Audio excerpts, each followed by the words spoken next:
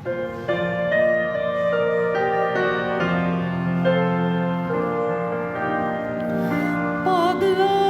ka, O Kristong maluluyon, ang kasing-kasing kusultihan mo. Ugluwas ako sa kasalanan, sa masalay po'y makatuyuan. Paglaom ka, O gasa nga langit nun, dadi ako kalanun sa kalag. Bumuhi sa Espiritong balaan, pungang kasakit sa kalibutan.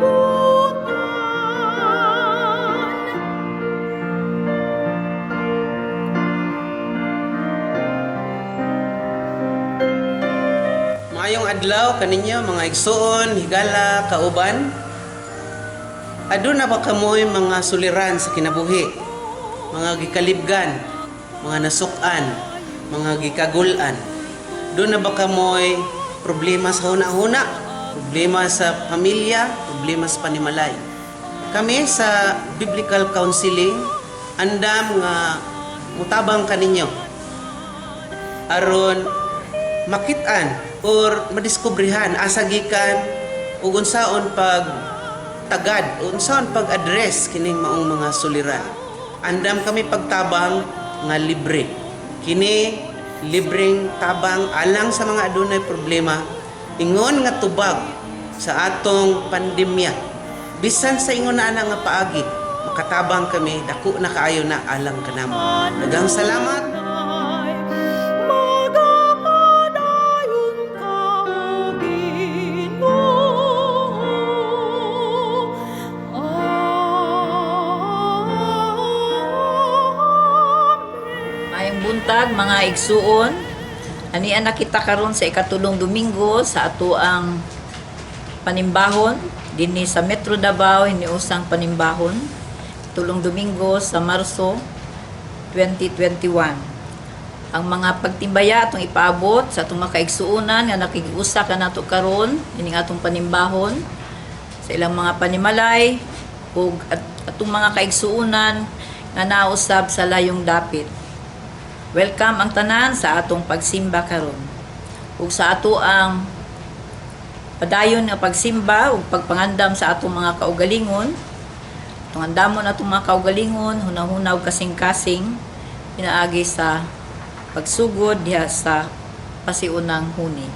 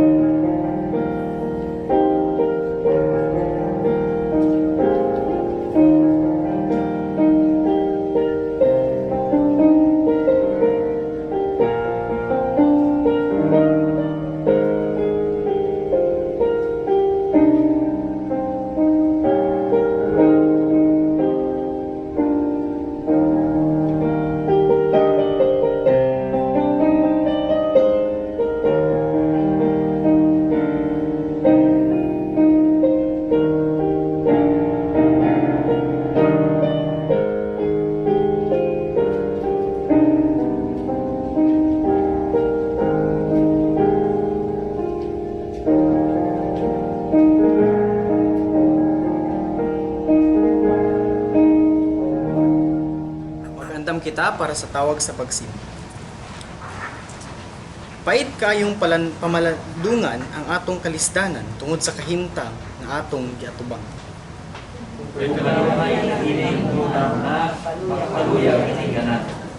Apan mubalik ang atong paglaom kung mahinumduman ta kining usa ka butang. Dili kayo tuluban ang mas sa Ginoo tuban ang iyang kaluoy. Bago kini adlaw-adlaw, pagka matimanon gayud niya. Usa say kay ang Ginoo Dios kay matinuman gayud siya.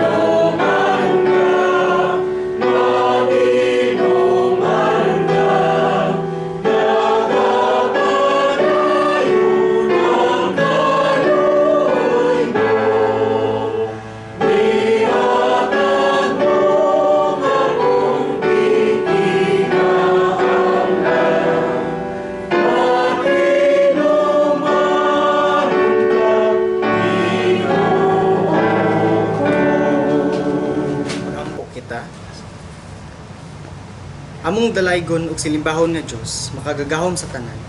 Aniya kami karon nagatipon ug nagaandam para sa pagsimba kanimo. Kanunay kami nagapasalamat sa paggiya nimo kanamo.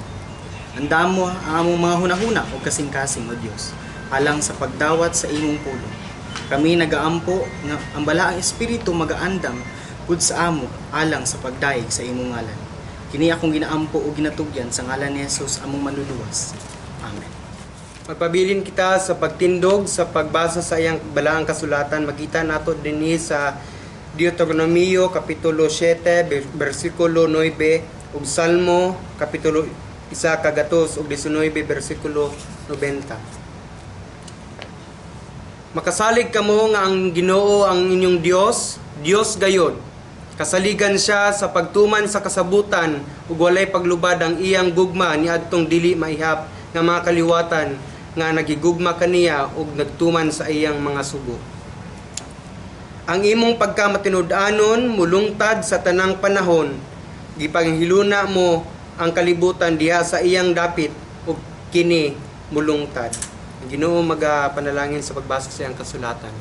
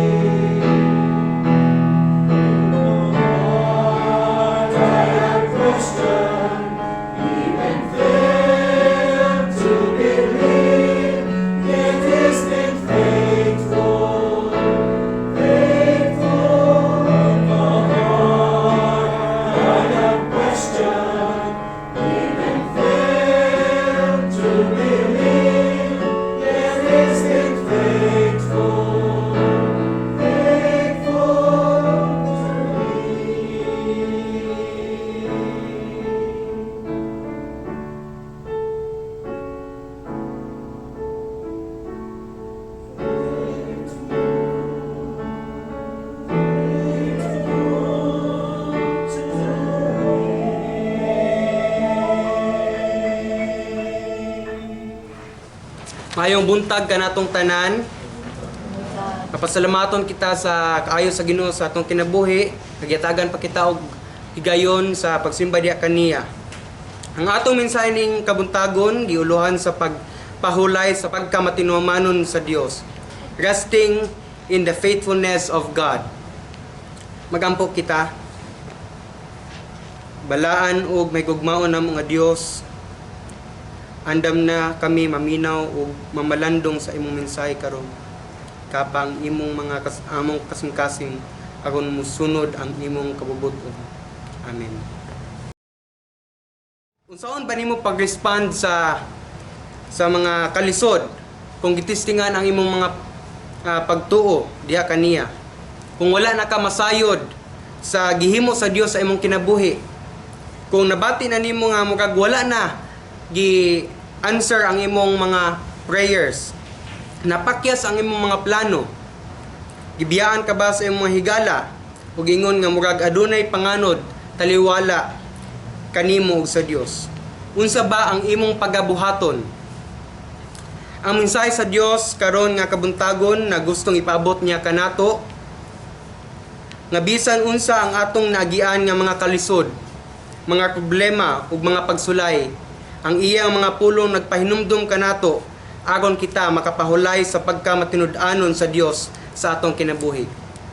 Una, ang pagkamatinud-anon sa Dios. Unsa kining gitawag nga pagkamatinud-anon sa Dios?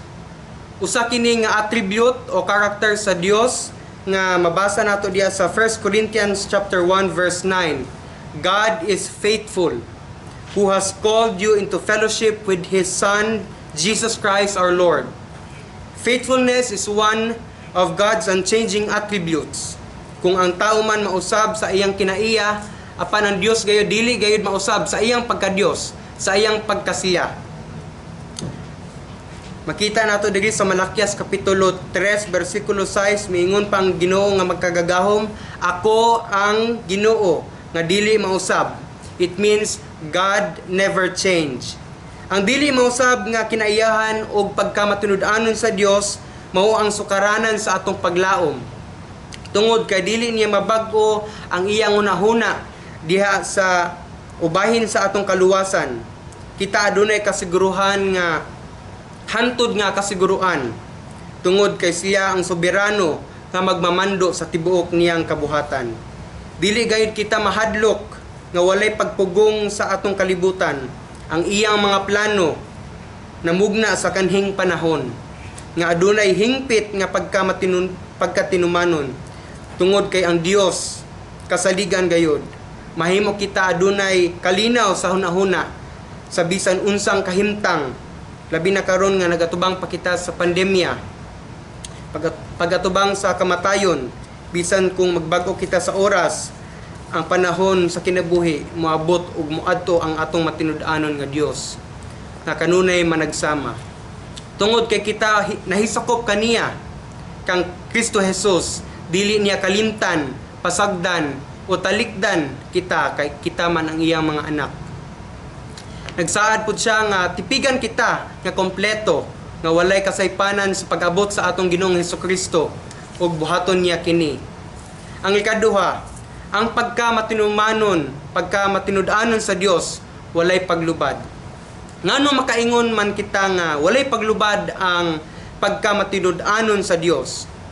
While we are here in this earth, God expect us to share the love of Christ to many as you are being led by the Holy Spirit. This pandemic experience give us an opportunity. God has cultivated the hearts of many people, and this is a time for us to plant the seed of salvation to their hearts. Remember, God is faithful. Ang Diyos maunungon not only to His promises sa iyang mga saad, but He also faithful in His church. So there is a second reason why we can find rest in God's faithfulness. Tungod kay ang Dios kasaligan. God is faithful. In Deuteronomy chapter 7 verse 9, Moses said, "For the nation of Israel, now therefore that the Lord your God, He is a God, the faithful God, who keeps His covenant and His faithfulness to 1,000 generations for those who love Him and keep His commandments." Tinaw kaayo nga si Moises nagpahayag nga ang Dios kasaligan gayod ug takos sa pagsalig. In Psalm chapter 119 verse 90, "Your faithfulness endures through all the ages. You have set the earth in place and it remains." Ang iyang pagkamatinud-anon dili matapos kini kanunay nga magamit adlaw-adlaw. Buot pasabot nga hangtod pa sa ikapila pa natong kaliwatan, ipasinati pa diyon sa Ginoo ang iyang gugma ug pagkamatinud-anon sa iyang mga katawhan. Ang ikatulo, kung kita dili matinumanon sa iya, siya magapadayon nga matinumanon kanato. Diya sa 2 Timothy chapter 2 verse 13, if we are faithless, he remains faithful, for he cannot disown himself. Kung ugaling kita dili makasaligan, apan siya magpabilin nga kasaligan. Magpabilin siya nga matinud-anon kanato bisan ang iyang mga katawhan mawad-an og pagsalig diha kaniya, ug kini nga mga pulong consistent kini with God's faithfulness sa mga tao dito sa una sa Israel, na sa Old Testament. Though they often rejected him, but he continued to keep his promises to them. Makita nato that the Lord can never contradict his character. I have heard many explain this verse, including myself, to mean that God is faithful to us even when we are unfaithful to him. With this verse stands alone, I can see where some might get the idea that God is faithful even when we're not. He is a good and gracious God. He is also true to his word, true himself. The Bible tells us God cannot lie. God cannot lie.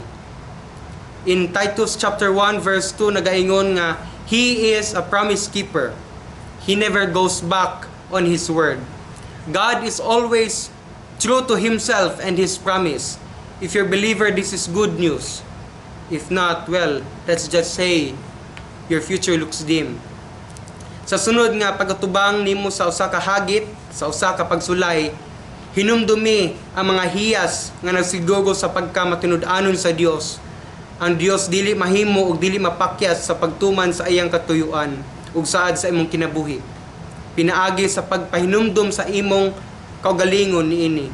Ang imong kasing-kasing malig-on diha sa Ginoo ug makakaplag ug kapahulayan diha sa iyang pagkamatinud-anon.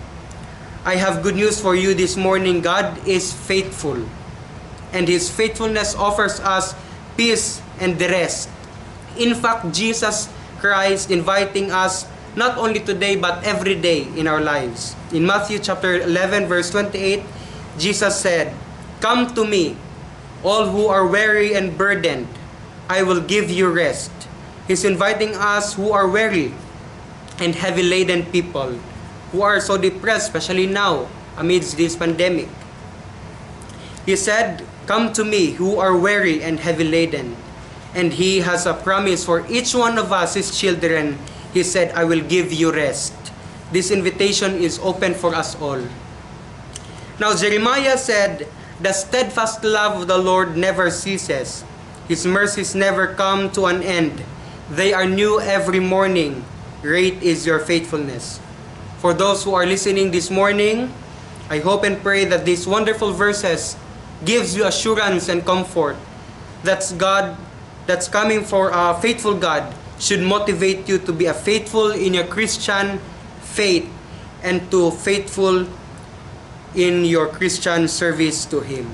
Mga igsuon, agighagit sa atong pagpangalagad sa Dios, kanunay gayud kita musalig kaniya. Put your faith in Him. And now that our believing and having faith is never once a result of our own resources and ability. Remember that it is by grace. Grasya lang gayud sa Dios nga makasalig kita ug makapahulay kita sa iyang pagkamatinud-anon. Sa Dios ang himaya. Amen. Magausa kita sa atong pag-ampo. Matinud-anon nga Dios, salamat imong mga pulong gadasig sa imong katawhan. Gaduol kami alang sa pag-ampo sa mga kabatanunan sama ni Gijan o ni Dave. Malig-on sila pagkatubang ni ining mga hagit sa pandemya. Sa ilang pag-eskwela diha sa online classes o modular classes. Ug sa mga batanon nga magmadasigon sa pagtuo pagsalig. Padayon nga magasunod sa ilang gidikanan ug magkat-on sa pagtugyan sa ilang kinabuhi diha kanimo kay ikaw matinud-anon man gayod. Paday kami nagaampo alang sa mga pangulo sa among nasod nga sila tagaan mo sa kaalam ug kahibalo pagdumala sa nasod niining kalisdanan. Labi na sa programa sa vaccination rollout. Matagan gayud Ginoo ang mga frontliners ug ang tanang mga law enforcers ug ang mga seniors ug uban pang nagkinahanglan niini. Salamat Lord sa kalinaw nga mabatunan nila aron sila dunay gugma, justisya ug kaangayan sa pag-alagad sa labing nanginahanglan. Kami nagaampo alang sa kasimbahanan diri sa Southern Mindanao District Conference ug sa among mga higala dito sa Surigao ug sa uban pa ang kasimbahanan Ginoo sa tibuok Pilipinas nga ang mga ministeryo mahimong tang relevant, responsive sa panginahanglan karon. Bisan pa mga kasimbahanan nga wala pa kabalik sa pagsimba, dasiga sila sa pagsimba nga ato bangay, dasiga sila Ginoo nga kapadayon sa mga programa pinaagi sa online ug radyo ug uban pang mga pamaagi, simbalay ug uban pang mga pamaagi. Ginoo, among gidala kanimo mga kaigsuonan diha sa ilang kaluyahon sa lawas. Ikapas sila, liguna sila Ginoo sa imong pagkahom ug pag-ayo. In the name of Jesus, in the power of the blood of Jesus, and the power of the name of Jesus. Lord, i-restore kami sa among panglawas aron makalagad kami padayon din na kanimo. Salamat Lord sa pag-restore, pag-recover sa mga COVID patients, labi na kadtong nasa kritikal nga mga nga kahintang. O panalanginin nagaatiman nga mga doctors ug mga nurses, uban pang medical personnel. Ginoo, sa nagkalain-laing panginahanglan sa imong katawhan, salamat ikaw magaprotektar, magauban, magagiya, magapanalangin sa paghalad sa among kinabuhi dinha kanimo, sa paglig-on nimo kanamo sa tanang panahon ug sa pagtagbo sa among tanang gikinahanglan, material, financial, spiritual. Sa ngalan ni Jesus, gihalad namo ang tanan. Amen.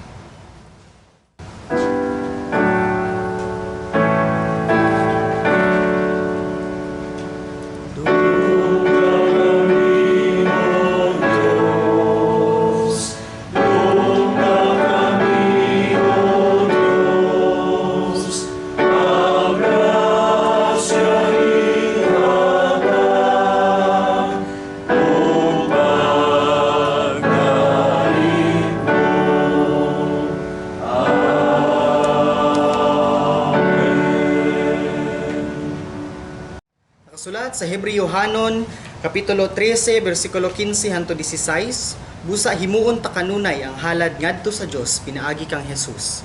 Mao kini ang halad sa pagdayeg gikan sa mga ngabil nga nagsugid sa iyang ngalan.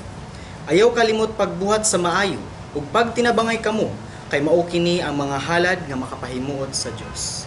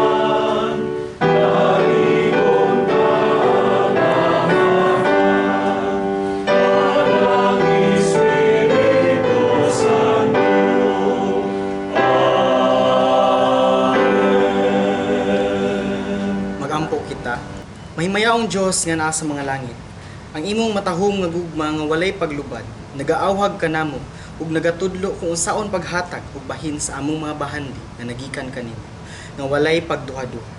Panalangini ang among paghalad nga kini ipakaylap alang sa kaayuhan ug kalambuan sa imong simbahan. Kanunay gayud kami mapasalamaton sa imong presensya sa among kinabuhi. Kini akong ginaampo o ginapasalamatan sa ngalan ni Jesus. Amen. Mayong buntag pag-usab mga igsuon, aniya kita karon sa atong mga pahibalo. Una, mapasalamaton kita o malipayon kitang magpasalamat sa Ginoo tungod sa mga kinabuhi sa atong mga batan-on diya sa atong iglesia. Labi na sa atuang magwawali karon nga buntag, si Jairus Jan Lopez. Kini siya taga Turil, UCCP Rasay, nga anak ni Jairus ug ni Janet. Mao na iyang pangalan, Jairus Jan. Ug sa kinabuhi usab sa atong usa ka batan-on nga gikan gihapon sa Turil, si Mark Dave Gario, nga igsuon ni Dalaine, no? Nga mao'y tigdala namo dinhi kay kung wala pud sila Lane, di pud mi kaabot dire. So siya ang tig-drive namo sa kadaan hinamo ini recording. So igsuon ni silang duha. So magpadayon ta sa pagampo alang usab kanila nga makapadayon usab sila diha sa pagpangalagad sa Ginoo sa nagkalain-lain nga ministeryo sa atong iglesia. Ug salamat usab sa ato ang kauban nga ministro sa UCCP Turil, Pastor J. Yebes, ug padayon nga pakig-uban ni Erica Panotes sa iyahang pagduyog kanato kanunay diha sa ato ang panimbahon. Ug labi na sa ato ang mga kaigsuonan sa nagkalain-lain nato nga iglesia. Natay 7 churches nga nagrepresent ni ining atong Metro Davao iniusang panimbahon nga naghatag usab sa ilahang mga panahon, sa ilang talento pinaagi sa pag-awit, itong mga kaigsuonan, mga lay members ni ini nga mga kasimbahanan ug atong mga Central District pastors nga nagapadayon sa pagsuporta nin atong hiniusang panimbahon kada Domingo. Niini pod nga takna buot na kung awhagon kamo mga kaigsuonan nga nagapadayon ang biblical counselors sa pag-imbita kaninyo kung nagkinahanglan mo sa among mga panabang naapod sa atong FB page ug kanang giingon nato gusto mong moapil kanang asoy sa kinabuhi sa kaayo sa Ginoo, kontakon pod ninyo si Pastor Wenzel ug ang mga numero niining atong mga biblical counselors na pod sa tuwang FB page. So, ayaw ka mo pagpanuko sa pagtawag kung buot ka mo nga mo-avail sa mga services ni ining mao nga ministeryo. Ug salamat usab sa atong mga kaigsuonan nga nagapadayon sa pag suporta kanato pinaagi sa pag-share sa ilahang mga resources labi na sa ato ang kanunay nga pagpakig-ambit sa paniudto human sa atong recording. Salamat sa itong mga kaigsuonan nga naghatag aron kita aduna usay makaon human sa ato ang recording. Ang Katalunan Grande nga mo celebrate sa ilahang ika-71st no nga church founding anniversary karong March 28. Atong pasalamatan ang Ginoo for Katalunan Grande's existence for 71 years. Uban sa nagkalain-lain nga mga pastor, ebangelista o mga miyembro niini, the whole congregation sa Katalunan Grande. Daghan kaayong salamat ug hinaot nga ang Ginoo magapadayon sa pag-uban kanato sa ato usab nga padayon sa paghiusa diha sa pagpangalagad kaniya pinaagi sa mga ministeryo ngayang gisangon ug gihatag kanato pinaagi sa iglesia. Daghan kaayong salamat, ang Ginoo magauban kanatong tanan.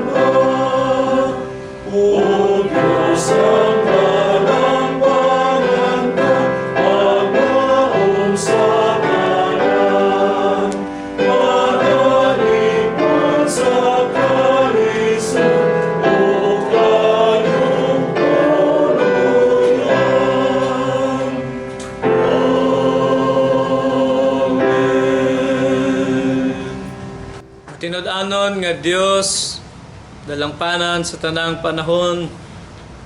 Salamat na kami makadangop gayud dinha kanimo niining panahona. Salamat nga ang imong pagdasig ug pagligon maanaa sa matag usa nga nagasubay, nagapaminaw, nagatanaw, nagauban sa pagsimba diha sa tagsa-tagsa kapanimalay nga maabot Ginoo niining hiniusang pagsimba diri sa Metro Davao. Salamat gayud nga mao kana ang buhing kaligunan sa pagtuo ug pagsalig aron makalahutay kami sa among kinabuhi ug sa lig-on nga pagtuo. Dawata ang among mga pagdaig ug pagpasalamat. Salamat nga ikaw nahimuot bisan pa sa panagiusa sa imong katawhan dinhi Ginoo online. Salamat sa pagdungog sa among mga pag-ampo ug pagtagbo sa among mga panginahanglan. Ug karon ang Dios nga magbubuhat, manduluwas ug magsasangkap diha kaniya uban kaniya galang kaniya matagabtaman sa katawhan tibok kalibutan ng kahulugan, katuyuan, katagbawan sa kinabuhi karon hangtod sa walay katapusan sa ngalan samahan sa anak sa Espiritu Santo.